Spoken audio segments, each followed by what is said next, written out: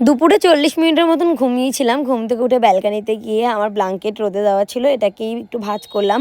আর এটাকে ভাঁজ করার সাথে, সাথে দাদার সাথে গিয়ে একটু মজাও করছিলাম। আজকে অনেক দিন পরে আমার একটা পার্সেল এসছে। যদিও এই ২৪৮ টাকার পার্সেলের জন্য আমি অনেক দিন ধরে ওয়েট করছিলাম। এর মধ্যে যে জিনিসটা আছে সেটা দেখে তোমরা বলবে না যে এটা ২৪৮ টাকার জিনিস। কারণ কিছু জিনিস আমি ইউজ করার পরে এটাই বুঝেছি যে এই কালারগুলো আমার প্রতি ভীষণ স্যুট করে। যেরকম রোজ গোল্ড, রোজ ব্ল্যাক, তারপরে একটা আছে ডার্ক ব্ল্যাক, ভীষণ সুন্দর লাগে। বাট এই কপার ব্ল্যাকটা কিন্তু আমি কখনোই পরিনি। এটা দেখতে এতটা ক্লাসিক একটা মানে ওয়াচ, কি বলবো। আর মেইনলি এটা কিন্তু আমাদের নয়, এটা বয়েজের জন্য। বাট আমি কি করলাম, এটা আমি অর্ডার করে দিয়েছিলাম। আমার ভাই এটাকে পুরো আমার হাতের মাপে করে দিল। আর এটা দেখতে কিন্তু ভীষণ ভালো লাগছে। আমি আমার ভাইয়ের কাছে গিয়ে বললাম, বল তো এটা কত নিয়েছে? ভাই বললো ৪০০-৫০০ টাকা।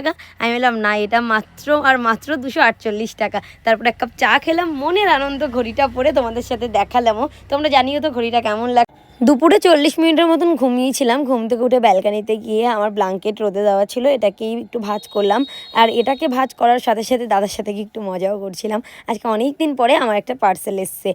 যদিও এই ২৪৮ টাকার পার্সেলের জন্য আমি অনেক দিন ধরে ওয়েট করছিলাম। এর মধ্যে যে জিনিসটা আছে সেটা দেখে তোমরা বলবে না যে এটা ২৪৮ টাকার জিনিস।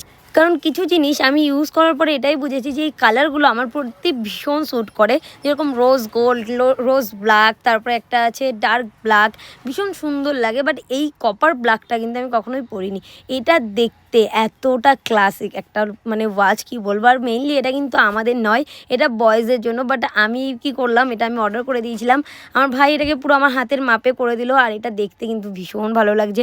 আমি আমার ভাইয়ের কাছে গিয়ে বললাম, বল তো এটা কত নিয়েছে? ভাই বললো ৪০০-৫০০ টাকা।